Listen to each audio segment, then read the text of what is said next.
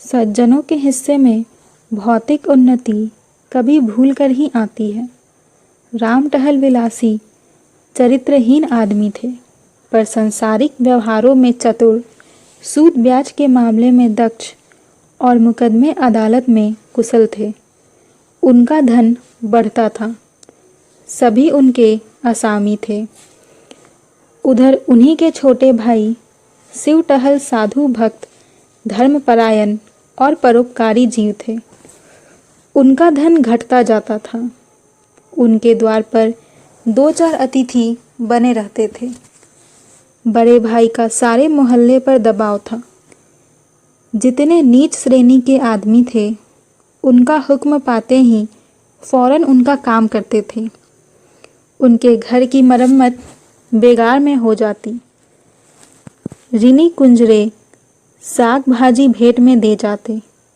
ऋणी ग्वाला उन्हें बाजार भाव से द्योढ़ा दूध देता। छोटे भाई का किसी पर रोब ना था। साधु संत आते और इच्छापूर्ण भोजन करके अपनी राह लेते। 2-4 आदमियों को रुपए उधार दिए भी तो सूद के लालच से नहीं, बल्कि संकट से छुड़ाने के लिए। कभी जोर देकर तगादा ना करते कि कहीं उन्हें दुख ना हो। इस तरह कई साल गुजर गए, यहाँ तक कि शिव टहल की सारी संपत्ति परमार्थ में उजड़ गई। रुपए भी बहुत डूब गए। उधर राम टहल ने नया मकान बनवा लिया, सोने चांदी की दुकान खोल ली, थोड़ी जमीन भी खरीद ली और खेती बाड़ी भी करने लगे। शिव टहल को अब चिंता हुई, निर्वाह कैसे होगा। ना धन था, ना कोई रोजगार करते। वह व्यवहार बुद्धि भी न थी जो बिना धन के अपनी राह निकाल लेते। किसी से ऋण लेने की हिम्मत ना पड़ती थी। रोजगार में घाटा हुआ तो देंगे कहाँ से।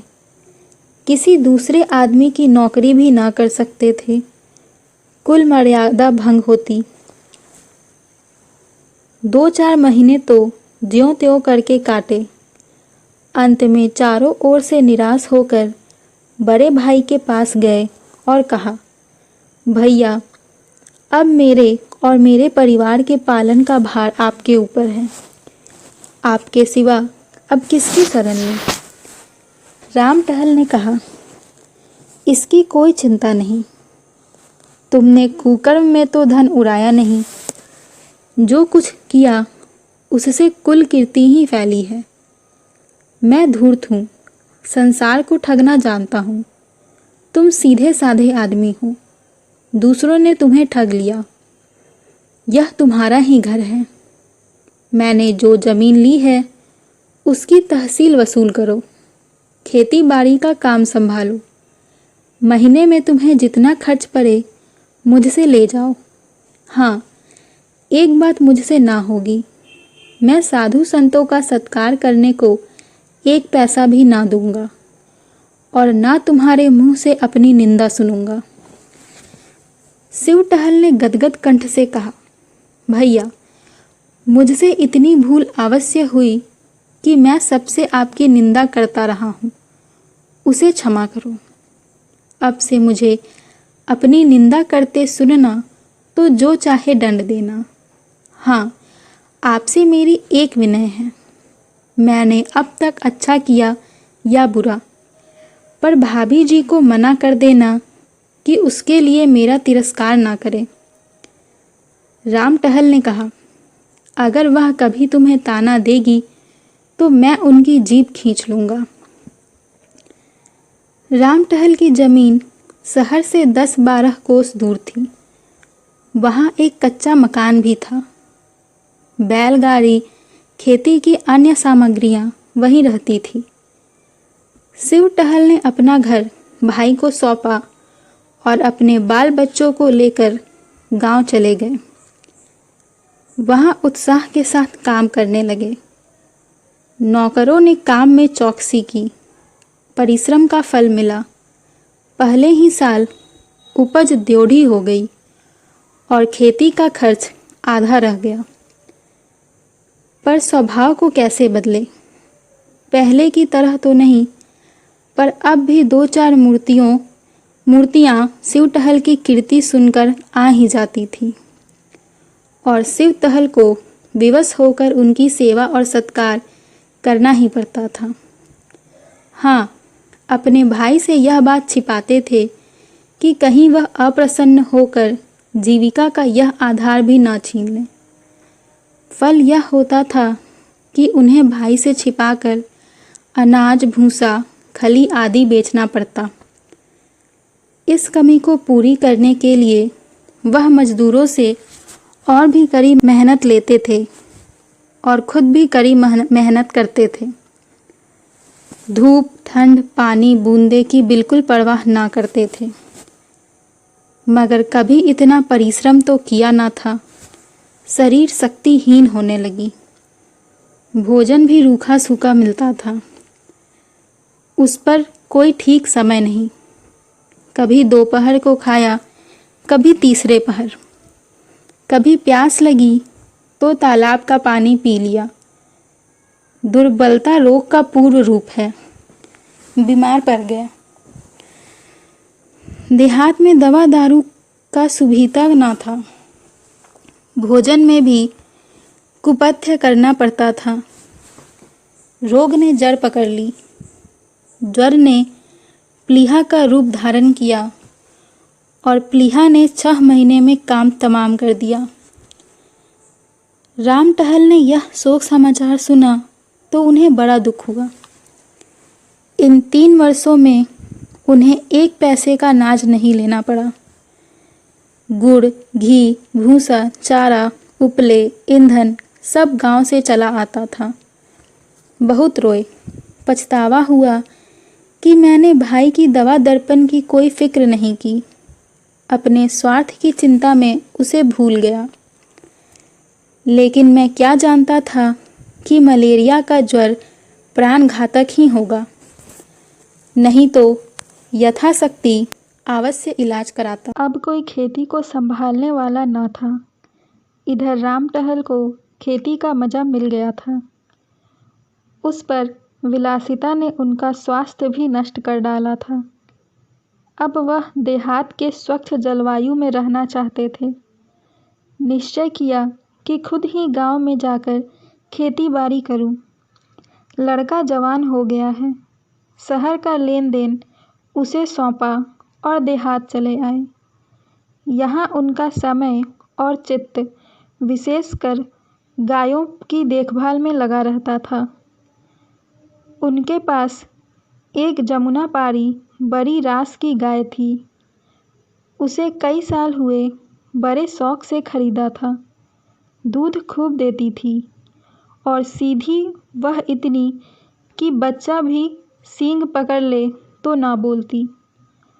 वह इन दिनों गाभिन थी। उसे बहुत प्यार करते थे।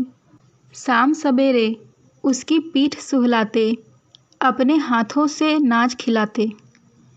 कई आदमी उसके देढ़े दाम देते थे, पर राम टहल ने न बेची। जब समय पर गाय ने बच्चा दिया तो राम टहल ने धूमधाम से उसका जन्मोत्सव मनाया। कितने ही ब्राह्मणों को भोज कराया। कई दिन तक गाना बजाना होता रहा। इस बछड़े का नाम जवाहिर रखा गया। एक ज्योतिषी ने उसका जन्म पत्रा भी बनवाया। उसके अनुसार बछड़ा बड़ा होनहार, बड़ा भाग्यशाली और स्वामी भक्त निकला। केवल 6ठे वर्ष उस पर एक संकट की शंका थी। उससे बच गया तो फिर जीवन पर्यंत सुख से रहेगा। बछड़ा श्वेत वर्ण का था। उसके माथे पर एक लाल तिलक था। आंखें कजरी थी। स्वरूप का अत्यंत मनोहर और हाथ पांव का सुडौल था। राम टहल का चित्त उसे छलांगे भरते देखकर प्रफुल्लित हो जाता था। वह उनसे इतना हिल मिल गया कि उनके पीछे पीछे कुत्ते की भांति दौड़ा करता था। जब वह शाम और सुबह को खाट पर बैठकर असामियों से बातचीत करने लगते तो जवाहिर उनके पास खड़ा होकर उनके हाथ या पाँव को चाटता रहता। वह प्यार से उसकी पीठ पर हाथ फेरने लगते तो उसकी पूंछ खड़ी हो जाती और आंखें हृदय के उल्लास से चमकने लगती। राम टहल को भी उससे इतना स्नेह था कि जब तक वह उनके सामने चौके में ना बैठा हो भोजन में स्वाद ना मिलता। जब कभी वह किसी काम से दूसरे गांव में चले जाते तो उन्हें घोड़े पर आता देखकर जवाहिर कुलेले मारता हुआ उनके पास पहुंच जाता। पशु और मनुष्य में यह पिता पुत्र सा प्रेम देखकर लोग चकित हो जाते। जवाहिर की अवस्था 2.5 वर्ष की हुई। राम टहल ने उसे अपनी सवारी की बहली के लिए निकालने का निश्चय किया। वह अब बछड़े से बैल हो चुका था। ऐसा दर्शनीय बैल सारे इलाके में न था। बड़ी मुश्किल से उसका बांधा मिला, पर देखने वाले साफ कहते थे कि जोर नहीं मिला। रुपए आपने बहुत खर्च किए, पर कहाँ जवाहिर और कहाँ यह। पर कौतूहल की बात यह थी कि जवाहिर को गाड़ीवान हाँकता तो वह आगे पैर ना उठाता, मगर राम टहल खुद पगहा हाथ में ले लेते और एक बार चुमकार कर कहते, चलो बेटा, तो जवाहिर उन्मत्त होकर गाड़ी को लेकर उड़ता। 2-2 कोस तक बिना रुके एक ही सांस में दौड़कर चला जाता। एक दिन संध्या समय जब जवाहिर नाद में खली और भूसा खा रहा था और राम टहल उसके पास खड़े उसकी मक्खियाँ उड़ा रहे थे, एक साधु महात्मा आकर द्वार पर खड़े हो गए। राम टहल ने अविनयपूर्ण भाव से कहा, यहाँ क्यों खड़े हो महाराज, आगे जाओ। साधु ने कहा, कुछ नहीं बाबा, इसी बैल को देख रहा हूँ। मैंने ऐसा सुंदर बैल नहीं देखा। राम टहल ने कहा, घर ही का बछड़ा है। साधु बोला, साक्षात देव रूप है। यह कहकर महात्मा जी जवाहिर के निकट गए और उसके खुर चूमने लगे। राम टहल ने कहा, आपका शुभागमन कहाँ से हुआ? आज यहीं विश्राम कीजिए तो बड़ी दया हो। साधु ने बोला, नहीं बाबा, क्षमा करो, मुझे आवश्यक कार्य से रेलगाड़ी पर सवार होना है।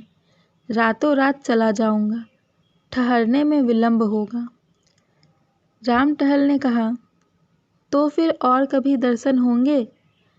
साधु बोला, हाँ, तीर्थ यात्रा से 3 वर्ष में लौटकर इधर फिर से जाना होगा। तब आपकी इच्छा होगी तो ठहर जाऊंगा। आप बड़े भाग्यशाली पुरुष हैं कि आपको ऐसे देवरूप नंदी की सेवा का अवसर मिल रहा है। इन्हें पशु ना समझिए, यह कोई महान आत्मा है। इन्हें कष्ट ना दीजिएगा, इन्हें कभी फूल से भी ना मारिएगा। यह कहकर साधु ने फिर जवाहिर के चरणों पर शीश नवाया और चल गए। उस दिन से जवाहिर की और भी खातिर होने लगी। वह पशु से देवता हो गया। राम टहल उसे पहले रसोई के सब पदार्थ खिलाकर तब खुद भोजन करते।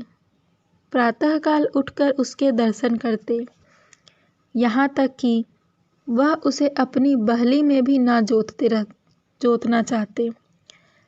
लेकिन जब उनको कहीं जाना होता और बहली बाहर निकाली जाती तो जवाहिर उसमें जुतने के लिए इतना अधीर और उत्कंठित हो जाता, सिर हिला हिला कर इस तरह अपनी उत्सुकता प्रकट करता कि राम टहल को विवश होकर उसे जोतना पड़ता।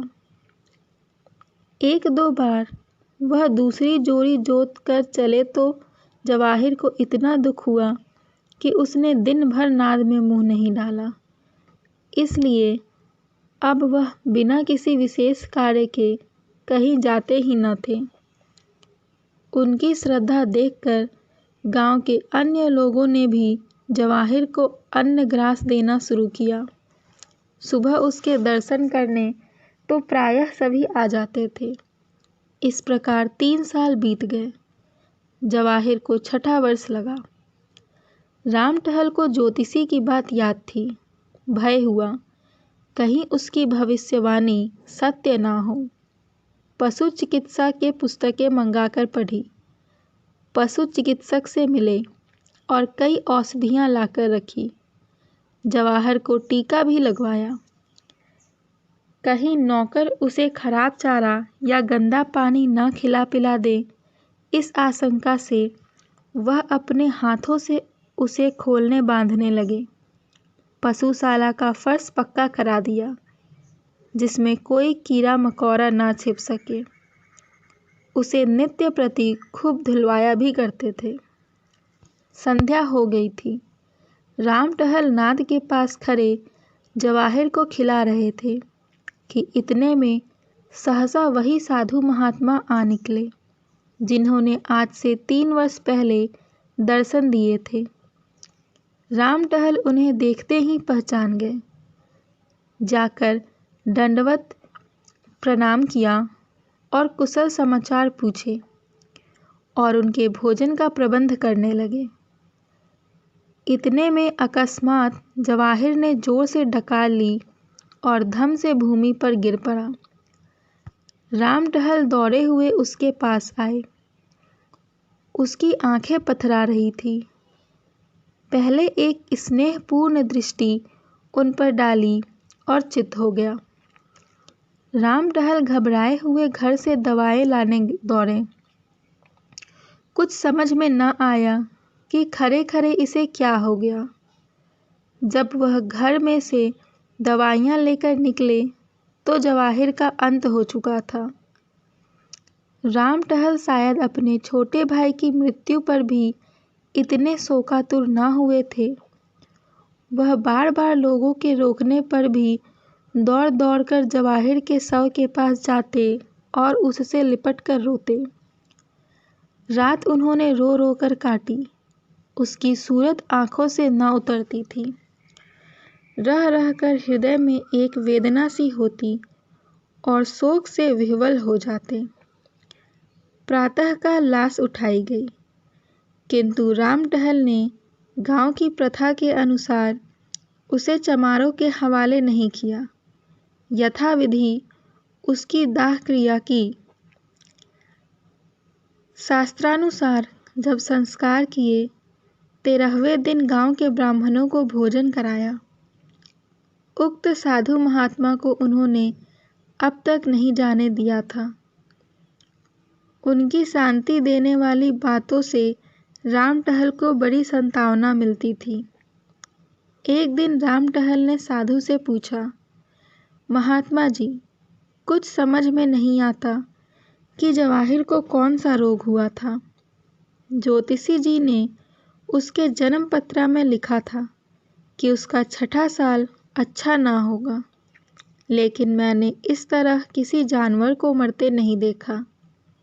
आप तो योगी हैं, यह रहस्य कुछ आपकी समझ में आता है। साधु ने कहा, हाँ, कुछ थोड़ा थोड़ा समझता हूँ।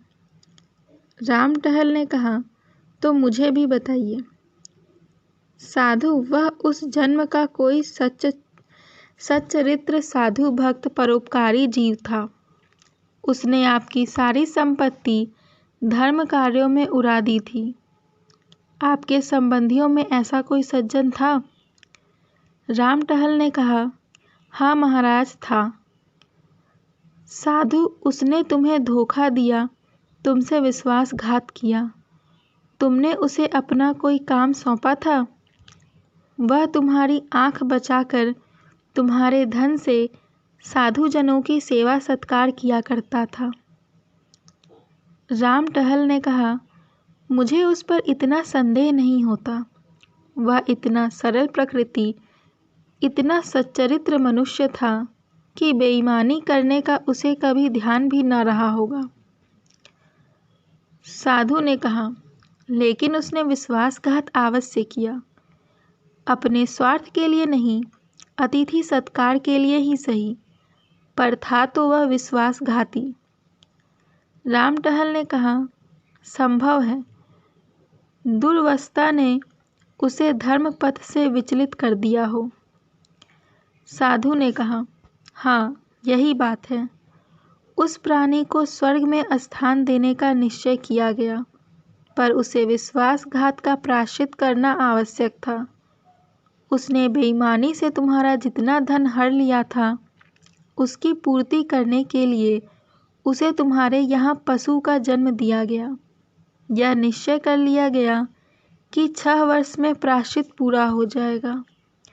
इतनी अवधि तक वह तुम्हारे यहाँ रहा। ज्यों ही अवधि पूरी हो गई, त्यों ही उसकी आत्मा निष्पाप और निर्लिप्त होकर निर्वाण पद को प्राप्त हो गई। महात्मा जी तो दूसरे दिन विदा हो गए, लेकिन रामटहल के जीवन में उसी दिन से एक बड़ा परिवर्तन देखने को मिला। उनकी चित्तवृत्ति बदल गई। दया और विवेक से हृदय परिपूर्ण हो गया। वह मन में सोचते, जब ऐसे धर्मात्मा प्राणी को जरा से विश्वासघात के लिए इतना कठोर दंड मिला, तो मुझ जैसे कुकर्मी की क्या दुर्गति होगी। यह बात उनके ध्यान से कभी न उतरती थी।